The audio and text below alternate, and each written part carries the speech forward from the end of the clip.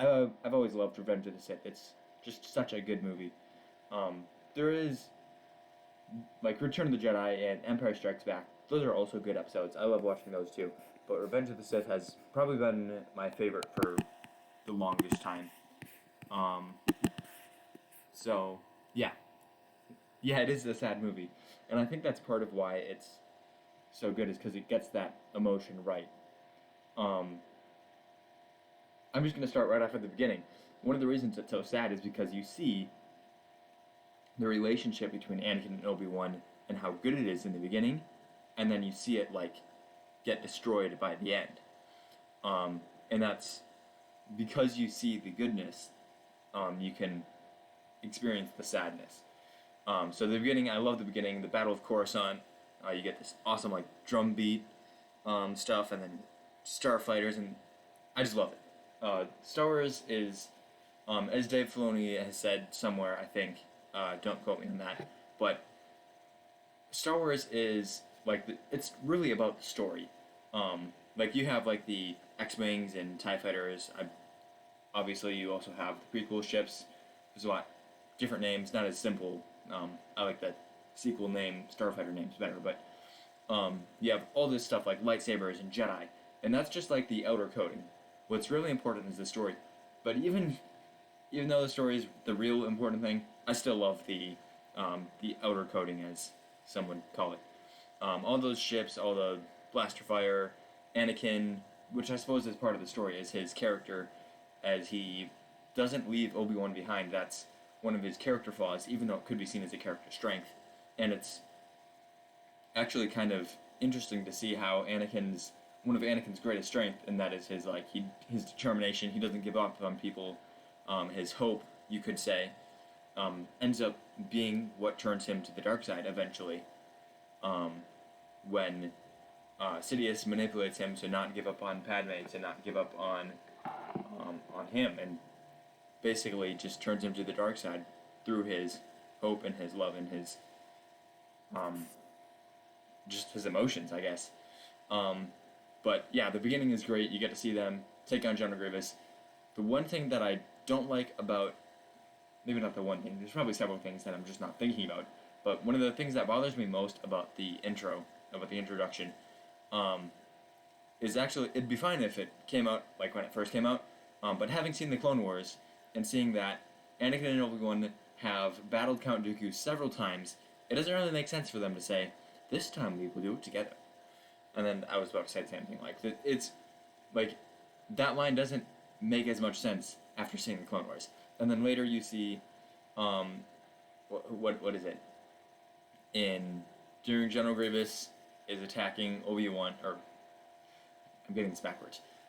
When Obi-Wan is attacking Grievous on Utapau, and basically, I don't remember what it was.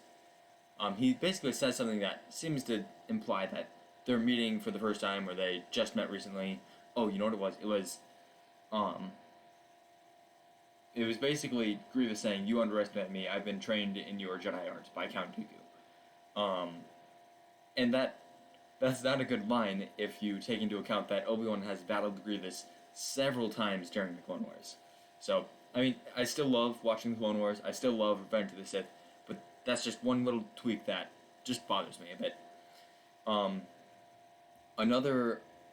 But moving on from like the Battle of Coruscant, they land, and again you get to see Anakin and Obi-Wan. The relationship has progressed from where it was in Attack of the Clones, with their banter about, oh, I'm not brave enough for politics, and then like arguing about whether Anakin has saved him 10 or 9 times.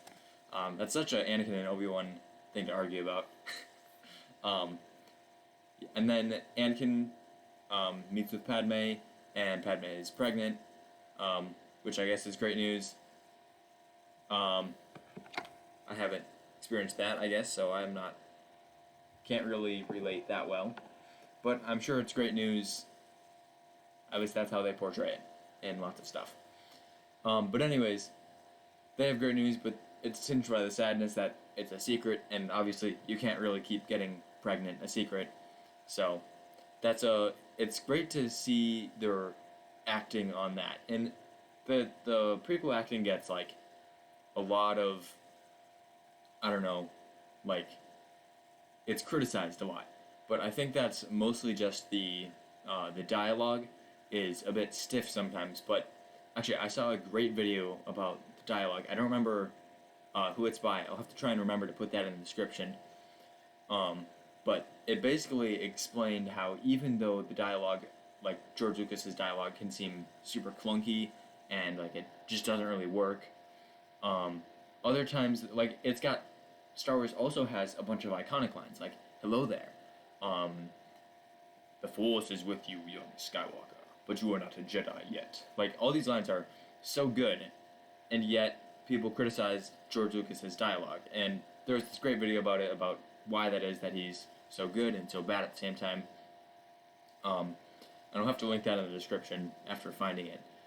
But yeah, it's the acting in the prequels, or really throughout all of it, has a lot to do with like the actors' expressions and body language.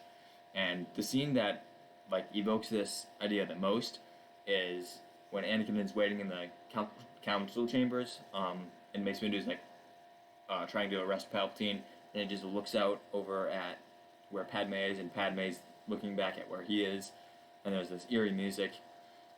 It's great, and people have said this a million times, but Revenge of the Sith is a great movie, even though people like label it like a prequel. It's a bad movie, and that is a bit unfair because I do like the other prequels. But yeah, I would say Revenge of the Sith is closer to perfection than it is to prequel, using prequel as a negative connotation. And that's just my opinion about it. But that's, I guess, to answer anyone who's questioning what I propose, or the question I had in the thumbnail. But yeah, I think it's a great movie. You have, after Anakin tells Padme, and then what happens after that? I believe after that, why am I blanking? I guess it just goes into like Anakin getting put on the council and all that stuff, which isn't really that interesting. It just kind of shows Anakin's like descent and part of why he's turning to the dark side. You get to see him having his visions. You get Palpatine like talking to him about how good he is and how deserving of power he is, and how he's not getting enough from the council, and the Jedi just don't trust his power. And here, I'll give you a gift. I'll put you on the council. Boom, you get the rank of master. And then the Jedi are like, well, you didn't really earn the rank of master. Frankly, you didn't earn your seat on the council. But we'll accept the council, just not the rank of master. And instead of seeing this as, thank you, I do not even deserve getting on the council, because of Palpatine, like, pumping up his ego and basically telling him, oh, you deserve so much more. He, instead of seeing it as, thank you, I'm on the council, he sees it as, what? I'm not a master? I do think it's a bit awkward when he, like, makes such a big deal out of it. Which, I know, in Legends he wanted to go to the restriction section and all that, but, like, even so, like, who would, like, basically talk back to the 11 most powerful Jedi? Like, even Anakin probably wouldn't. I don't know. It just seemed a bit out of character for me. Maybe that, like, again, it's just a subjective opinion that I have, and there's not much I can do about that, not much you can do about that. I'm just sharing my opinion. What was I gonna say? Right. So then you see more and more about Anakin and his fall to the dark side. You see his visions about Padme. And you know what? Quick theory time. You've probably heard this one before, but Palpatine, I think it's fairly likely that Palpatine is the one who put Anakin's visions of Padme dying into his head. After all, he did know about it when he tells Anakin, hey, I know you're having these visions, and I could save you, or save your wife, I mean to say. Yeah, so it's definitely possible. I could see Palpatine having that sort of power. Snoke does a similar thing. And Snoke is created by Palpatine. So it just kind of makes sense as a thing for Palpatine to do. And Palpatine has, like, the motive to do that as well. It's not just like, yeah, Palpatine could have been the one who is force choking, what's the guy's name? Whatever, Admiral Darth Vader choked in Episode 5. After all, you see him force choke people off across the galaxy all the time. But it's like, why would he do that? It's not a good theory because he doesn't have motivation. But in this case, Sidious has motivation to make Anakin fear for Padme's life because fear is the path to the dark side. Which is another thing I'll get into that later. Yes, I'll get into that entire thing later. The thing I'm going to talk about later in the third segment of this show is Yoda and Anakin and their whole talk about Padme and Padme's potential death and all that, and what the Jedi, whose fault is it that Anakin turned to the dark side, basically. Yeah, I'll get into all that later in the third segment, but for now, let's move on to just the Clone Wars.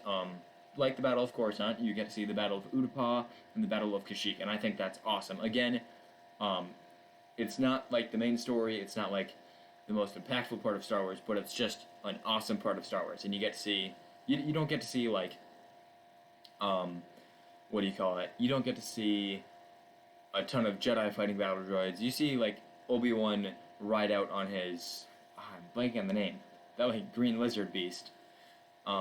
If you know the name of that, leave a comment, leave a chat. It would be much appreciated.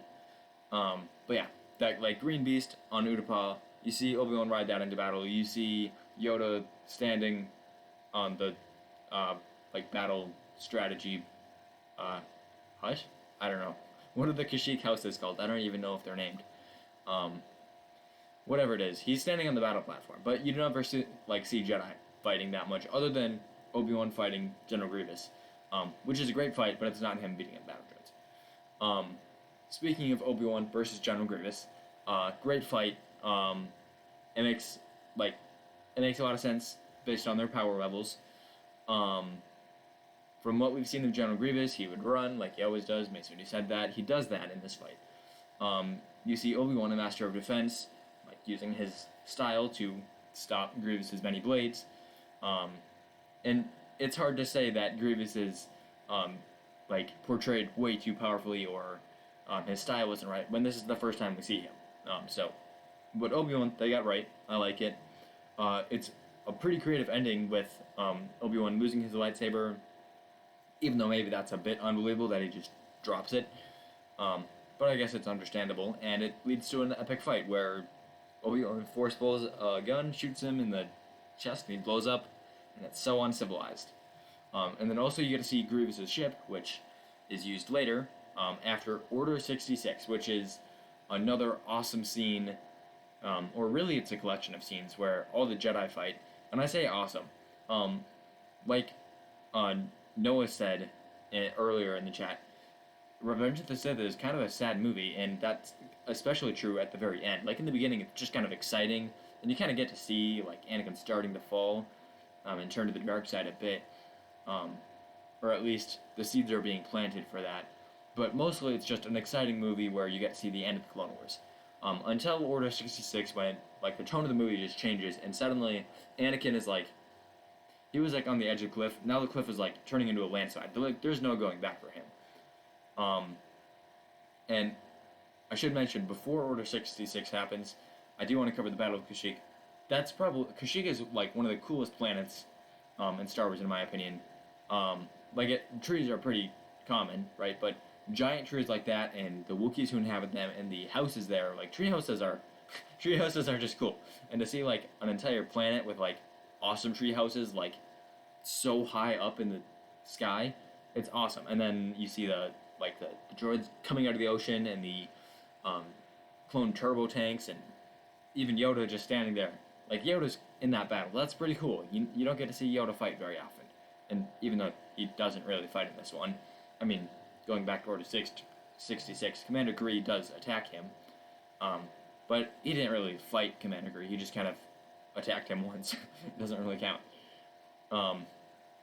But anyways, before Order 66, Mace Windu and CC-10 and Agan Kolar and Kit Fisto all go in, and they try to arrest Palpatine.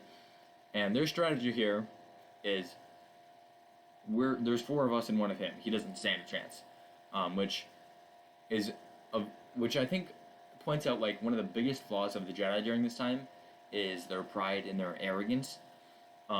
They didn't even like they had no idea how powerful Palpatine was. They didn't know if he had like a backup plan, if he had like clones in reserve or whatever. They had no idea, and yet they didn't like do any scouting. They just went in. They didn't even wait to consult Master Yoda or anything. And it's sad to see that because of their like millennia of success, of not having to deal with Sith, they got so much pride and they feel like they can just go into any situation because it was true for thousands of years. And because of that, I think they were just shocked when Palpatine like leapt at them. And another quick theory about Palpatine's powers is some people have theorized that he can like block people's force sensitivity, which would be super disorienting. Like imagine suddenly someone like uses the like magic powers to make you lag behind like 10 seconds more than usual. You would like be so clumsy because you would just be behind, and that's what it would be like to lose your Jedi reflexes. It's you're essentially getting taken from supernatural to ordinary, rather than ordinary to less than ordinary. So that would be super disorienting, and they would explain several things. They would explain earlier in Revenge of the Sith when Obi-Wan and Anakin gets basically kicked to the corner by Dooku, and then Dooku picks up Obi-Wan and like throws him over to the like side with the Force. And Obi-Wan does have a pretty weak Force. Well, we see this time and time again. But like Darth Maul fighting him, Dooku fighting him, pretty much every fight he loses is someone Force throws him. So even though he does have a pretty weak Force pull, he still shouldn't have been thrown that easily. And Sidious made it sound, and they cut over at him and showed him making the sound. So it's theorized he like blocked Obi-Wan's Force for a second or something. Also, when Obi-Wan took out Darth Maul in The Phantom Menace, it's also theorized that Sidious could have used that power in that case as well. And then obviously the time this is most evident is when he takes out 3 Jedi Masters in like 5 swings, including one at Mace Windu, who he kept alive, or at least either kept alive, and I'll get into this in a second. There's so many things to this movie, so many theories, so much awesomeness to this movie. Like I'm having trouble talking about it like all at once because I just want to go down all the tangents all at once, which in itself, saying that I want to go down all these tangents is a tangent. So yeah, that's pretty crazy. But going back to that power, another option that I thought of while watching, in this last watch right before coming on live, is what if instead of Palpatine blocking other people's senses of like the future, like their Jedi foresight, what if he's just blocking their senses of him, like he's been doing like throughout his entire time as a Chancellor, meeting with Jedi, meeting with, well, really just Jedi, I guess, and they can't sense him, they can't feel his darkness, like he's such a powerful Sith Lord, and they can't sense him. So he can hide his presence. So maybe he's doing that in combat, and that somehow like doesn't allow them to sense what he's about to do, which would make a lot of sense and kind of it wouldn't explain like the Dooku thing, but I mean he could just like break Kenobi's force wall or whatever, or like distract him somehow, and Maul could have just been arrogance, like I attribute it to most of the time.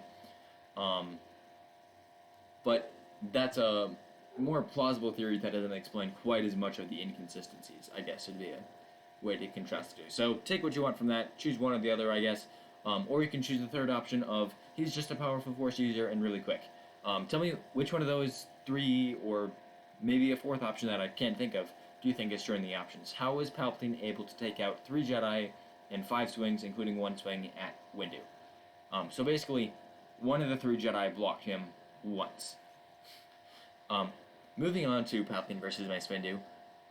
How was Windu... Okay, so according to many people, George Lucas has said that Windu beat Palpatine, like fair and square or whatever is how they often say it. I haven't heard like the original quote. I haven't like seen it or anything. I've just heard people say that a lot. Um, so there are a lot of potential reasons why it could be wrong.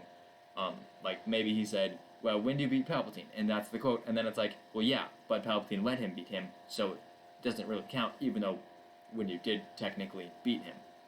And then there is another one which is like, maybe it just got started, or maybe George Lucas changed his mind, which I think was potentially likely.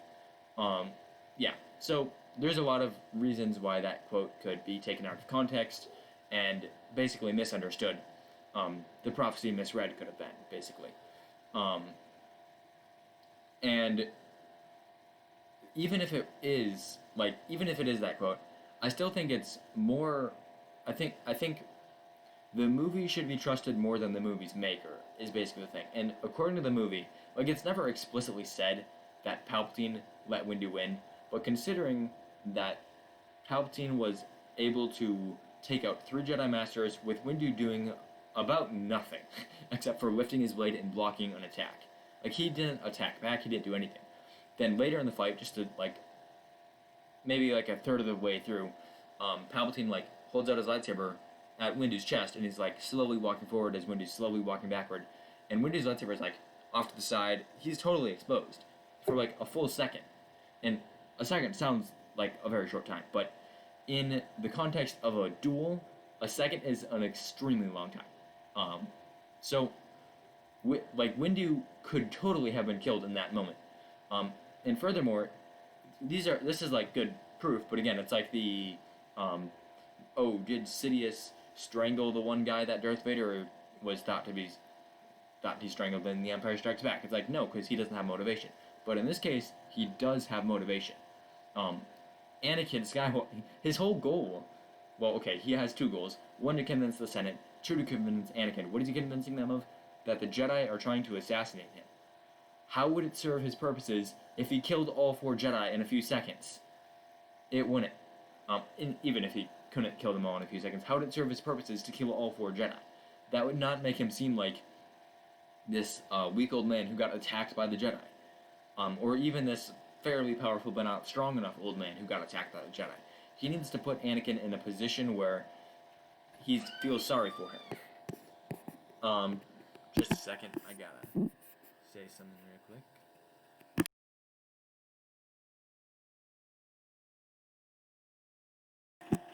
Okay, I'm back. So tell me your thoughts on that. I know this is kind of a divisive opinion, but I do think that Palpatine threw the fight, at least somewhat. So leave your thoughts in the chat or in the comments. Come at me as hard as you want, as long as you come at me with logic and evidence. I'm open for it. I'm open to changing my mind too. Like, it's just a movie. It's just Star Wars. And I'd rather be right, or I'd rather be correct than to be proven right, if that makes sense. So yeah. Moving on to Order 66. I think it's a great scene. I mean, there's not much, like, there's not like any arguments I can't make. It's not like a theory that I can discuss where I can go into all the proofs. It's just, I like the scene. It's very sad, and it gets the point across very well. You get to see Ki-Adi-Mundi die. You get to see Plo Koon die, which I do wish Plo Koon had been able to use his lightsaber a bit more, because I kind of want to see him fight more so I can put him in more of a versus series, because I like him. I like him as a character. I want to use him, but he's not really in very many fights. Same problem with Ki-Adi-Mundi, I suppose, and you see him get shot down. But it would be nice to at least have a little bit more fighting from Plo Koon. But you see him piloting his ship, and that's cool, I guess. You get to see, it's not Adi Gallia, it's the other one like her. I think, I don't know. You get to see her get shot down on the speeders. You get Plo Koon getting shot down on his starship. You get to see Ki-Adi-Mundi, Ava Sakura. It's just a very sad scene, and the music there is so good. John Williams is, like, I don't think it's said a lot, but I don't think it's said enough that John Williams is an extremely good composer, and he did especially well with Star Wars. I think, or especially well with the prequels. He did great with the originals. I think he did amazing with the sequels, but I think he did his best in the prequels. But yeah, that, like, Order 66 is a sad scene. It's a great scene. I don't think very many people disagree. And if you do disagree, leave your thoughts in the chat or the comments about why you think it doesn't hit. Maybe it's like, well, we don't really know the Jedi all that well, or whatever. You could probably make up some arguments. You could probably, if you feel differently, like, try and explain why. I'd love to discuss it with you. But moving on, after Order 66, you have, well, I suppose it's technically part of Order 66, Anakin, like, storming the Jedi Temple, and people always say they want more of that. Yeah, it'd be cool. I don't know if it needed to be in the movie. And one other thought on that I have about seeing more about that is sometimes it's better to not see and just imagine than to actually see and potentially be disappointed or be, like, maybe if someone has a great idea, maybe if you do, like, a story where there's a Jedi who's, like, trying to escape, that could be potentially super awesome. Like, maybe there's, like, a video game, that's too close to Jedi Fallen Order. Maybe there's, like, a TV show and it starts with, like, the Master and Apprentice escaping, and the Master goes to fight Anakin so that the Apprentice can escape. That'd be pretty cool, right? But if you don't have a story to tell there, I feel like you don't really need to see that. It's just like the flashy lightsaber dueling and clones shooting and all that. And I definitely don't want to see Anakin killing younglings. That would just be very disturbing. They handled that pretty well, in my opinion. After that, though, and this is, like, I believe this is about halfway through the movie. Maybe it's a bit further along than that, but, like, the entire Order 66 thing is, like, halfway through the movie. So Vader exists for, like, half the movie or so. Which is always surprising to me, because I feel like he turns at the very end. Yeah, when I just think about it.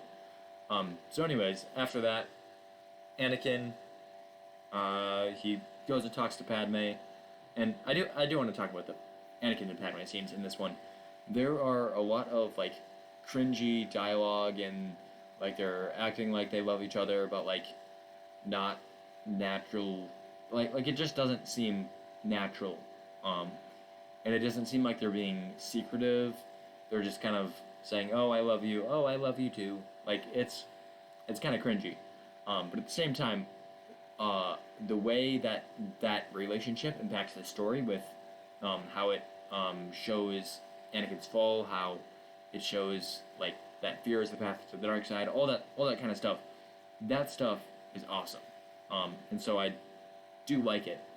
But it is a bit cringy at times. Yeah, so that's all I really have to say about that. And then the last time they talk on Mustafar is pretty good, though. It's good. Like, it makes sense. It's in character. It seems authentic and natural. And leave your thoughts about that in the chat or in the comments as well. I'd love to hear that as well. I keep saying I'd love to hear that. It's becoming something I just, what do you call it? I just throw out that when I'm missing words. Like right now. So if you have any ideas about what I should say instead, I'd love to hear it. So, anyways, Anakin goes and talks to Padme, then goes off to take on the Separatist leaders on Mustafar. And the whole scene where Anakin is taking out the Mustafar leaders, and Sidious is becoming the Emperor, and Obi-Wan and Yoda are, like, in the Jedi Temple, like, changing the security record, or not, they're changing the distress signal to warn away from the Jedi Temple, and they are looking at security recordings and taking on clone troopers. That whole section there is potentially my second favorite part of the movie. I almost said my favorite, but then I remembered the end is also really good. There's a lot of good in this movie. There's a lot of, like, bad, but there's also a lot of good. Yeah, so that scene, I don't know why I like it so much, but, like, I think it's just the like epicness of it, I guess. The like Anakin is taking out the separatist leaders that basically were what allowed Palpatine to become the Emperor, while Palpatine is solidifying his place as the Emperor of the galaxy. And that line about liberty dying to thunderous applause is so perfect, and I would say so true, but I haven't really heard of any democracies becoming a dictatorship recently, so I don't know. I would assume that's how it kind of went in Rome with Julius Caesar, is he was elected emperor because people wanted him to be emperor. At least that's how I've had it taught to me. But yeah, so this is how Liberty dies with thunderous applause. Great line. Sounds like Padme. Then you have Anakin and Obi-Wan, and Obi-Wan is like slowly putting the pieces together and finding out that Anakin is the one who like destroyed the Jedi Temple. Or he didn't destroy the Jedi Temple. He killed the younglings and he attacked the Jedi Temple. Like, he turned to the dark side, and Obi-Wan is just devastated by this. He doesn't want to kill Anakin, or he doesn't want to kill Anakin, but he can't kill Palpatine. So, I mean, the obvious choice, they both take on Palpatine, then they both take on Anakin, but they decide to split up instead. And he's not going to be able to take on Palpatine, so he goes to take on Anakin, and it leads to a great finale. You have a pretty good scene where Obi-Wan talks to Padme, and then Padme goes off and Obi-Wan follows. Good plan, by the way. Good job, Obi-Wan. Then Padme and Anakin talk for the last time, as I said earlier. I think that one's pretty good. The Force choke at the end has always bothered me, though. Like, I don't know what about it is, like, I don't know if it's different or something, but, like, when Padme falls down after getting Force choked, it seems like she's just, like, she didn't, like, collapse. She just, like, sat down and then laid down. I don't know. Tell me if you, like, you see that too, or you're not bothered by it, I guess. Tell me all about what you think of that in the chat or in the comments. I'd love to hear it. So, yeah. That whole scene with Padme and Anakin is good, and how Obi-Wan comes out. And there is a question here of what would have happened if Obi-Wan hadn't come out and he had just stayed in there. Would Anakin have turned? And I used to think that he would, but after watching it this time, and this might change next time I watch it, but after watching it this time, I don't think that he would join her. I think because he was getting suspicious, he was getting agitated earlier. Padme was just crying, like saying, like, you're not the man I used to know. You've changed. And Anakin is like, well, yeah, but we have all this power. We can do whatever we want. And Padme's like, yeah, that's the point. You're not supposed to do that. That's immoral. And you're not the person I knew. So I don't think he would have gone. But Obi-Wan did admittedly worsen the problem. But then we get this awesome fight on Mustafar, a lava planet, which is just so awesome. And this is actually one of the best, like, technically, with actual, like, sword fighting and logic stuff. It's one of the best duels that I've seen. And, like, there are some that might be better, like, potentially The Empire Strikes Back. That duel might be better.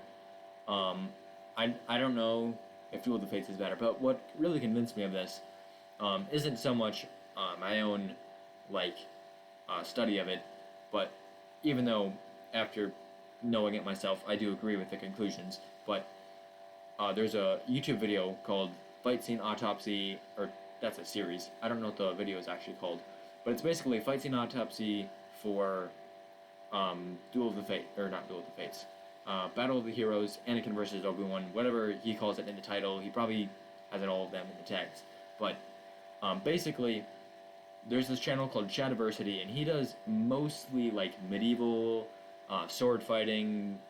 He's recently gotten into archery. I say recently, it's not that recently anymore. But he does a whole bunch of medieval stuff, and he sometimes does sci-fi stuff, and he often does Star Wars stuff along with the sci-fi stuff, because it's kind of where those two kind of meet. And he started a series called Fight Scene Autopsy, where he, like, super analyzes, like, all the details of fights. And one of the ones he did was Battle of the Heroes, or Anakin versus Obi-Wan, as it's often called. I do believe Battle of the Heroes also refers to Yoda versus Sidious, which he does not analyze. And I don't think he'll ever analyze a Yoda fight, just because the Force changes that fight so much. His expertise is sword fighting. It wouldn't really apply to Yoda type sword fighting, because Yoda's a different size. He has the Force, all this stuff. He might eventually, but yeah, that's a great video. You should totally check it out. Check out his other ones as well. He did The Empire Strikes Back, Luke versus Vader, and he did the throne room scene in The Last Jedi. They're great videos, and he's part of the inspiration for this channel, at least a little bit. He's not like one of the main ones. He's not like one of the ones that I'm sort of modeling my channel after. I'm mashing up a bunch of them, but like he's not like one of the main ones. But he is a YouTuber that I really like, and so therefore he is an inspiration for starting a YouTube channel, of course. So check that out. But this fight, beyond just the like physical, like dueling parts of it, like the speed at which it's done, and the like the setting where it is, the lava planet is awesome. Admittedly, there is some like strange dialogue. I do think it kind of makes sense. Like it's not super bad. But like if I were to make like a long 2-hour video trashing the prequels, like as you see, I mean I see them more for the sequels, but that's probably just my content bubble. It's probably just what YouTube recommends to me, because I like the prequels, and I still like the sequels mostly, but not as much as the prequels. So I'm guessing YouTube feeds me more of the sequel hating content and less of the prequel hating content. But yeah, so if I were to make a video, I would probably like just wreck this dialogue. But there are some awesome moments in this, especially after the fight, when Obi-Wan is talking about like how Anakin is his brother, and he's supposed to bring balance to the Force, not leave it in darkness. And the words are not that impactful, but when Obi-Wan delivers it, with the lava sounds, with Anakin writhing on the ground, missing all but his arm, that's like his robotic arm, so now all his limbs are going to have to be robotic, and then his pants light on fire, and that like lights up all his clothes and burns off his hair, and he gets the yellow Sith eyes, and he's just utterly destroyed. And Obi-Wan is just as destroyed, but not physically. He's destroyed emotionally, because he's been betrayed. He's had to basically kill his brother. Which is another reason this episode is so sad, is because you see them at the beginning and they're like best buddies as they like kill droids. But anyways, you see their relationship, you see like their banter, and it like shows you that they're very close, they're connected, they're friends, they're brothers. And you see that get destroyed by the end of the film, which is part of the reason why Revenge of the Sith is such a good film. And I wish I ended that, because that sounded awesome. But I have one more awesome thing to talk about, and that's Yoda versus Sidious. And I suppose I should probably talk about the after the fight conclusions and all that. And my theories as to what episode 4 will be. Maybe not. So you see Yoda versus Sidious, and this is a fight that's so awesome. It's like the best of both the Jedi and the Sith, and they're going at it like who's gonna win, basically. And I love this fight, because it just shows you what two of the greatest lightsaber duelists, Force users, two of the greatest, most powerful beings in the galaxy can do when they fight. And another awesome thing about it is just the fighting style. Like, whoever does the choreography for this stuff pays so much attention, especially in Revenge of the Sith. Revenge of the Sith just did a great job with that. There are a few scenes in Anakin and Obi-Wan's fight that are like, what were they thinking? But for the most part, it's just brilliant. You get to see, and with Yoda versus Palpatine, you get to see more than just lightsaber dueling, even though that's pretty awesome. You also see force lighting, you see force throws, you see not telekinesis, tutomenis. Although you do get to see telekinesis, force throws. You get to see force pushes, which is basically a force throw but straightforward. It's awesome. And at the end of it all, you see Yoda fail, which comes back later in The Last Jedi. Failure is the greatest teacher. You get to see it kind of come back later in Empire Strikes Back. Not directly. He doesn't like mention his failure or anything, but he's in exile. And it's cool to see that, I guess. Not as cool as the Anakin and Obi-Wan fight, but I thought I'd mention how awesome it is, just because it deserves a mention for how awesome it is. And then the movie concludes, and it's actually a pretty long conclusion. I believe it's like 10 minutes or so.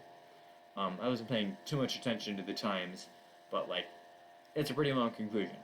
You get to see Obi-Wan and Padme go off to Paulus Massa, and Luke and Leia get born, and then you get to see them split off. You get to see them plan where they're going to go, and then Yoda tells Obi-Wan about Qui-Gon and his Force Ghost thing, which will probably come back later in segment 3. And then you get to see Leia on Alderaan. You get to see Luke on Tatooine. Yeah, it's just a lot of stuff. And then while Padme's dying and giving childbirth, you see Anakin becoming Darth Vader, and then screaming about Padme not living, and Siddi's telling him he killed Padme, which, third Palpatine theory of the movie, what if Palpatine was like draining Padme's energy and putting it into Anakin, and that's how he survived? Personally, I don't buy into this one, because I feel like it's a bit ridiculous. There's no precedent for it. Like, unlike Palpatine's other ones, they're not like similar to other powers, especially in terms of power. If Palpatine could just like suck the life energy out of one person from one side of the galaxy and put it into another person, you would think he'd be using that power a lot more often. Like, oh, we had 10,000 dead stormtroopers last week. Bye-bye, rebels. Like, it doesn't make sense. At least, it doesn't make sense to me. If you've got, like, a more refined explanation, or if you want to go into detail about that theory and try and convince me, and again, I'd rather be correct than to be proven right. So, leave your chats and comments and thoughts wherever you can right now, because some people are watching live, some people are watching not live. So, and I don't mean they're dead, they're just not live, I guess. But yeah, anyways, Palpatine, like, sucking Padme's life essence and putting it into Anakin doesn't make too much sense to me. But it's a good theory, even if I don't think it's true. It's an interesting thought. But that's pretty much it for Revenge of the Sith. Just overall, this is such a good movie. It's so sad. And it's not just sad is like the wrong word. It's just overwhelming, I guess. It's tragic. That's the word. It is tragic. It shows the brilliance of Palpatine. It shows the humility of Yoda. It shows the what's the word? Tenacity of Obi-Wan, the pride of the Jedi, and it shows the fall of Anakin.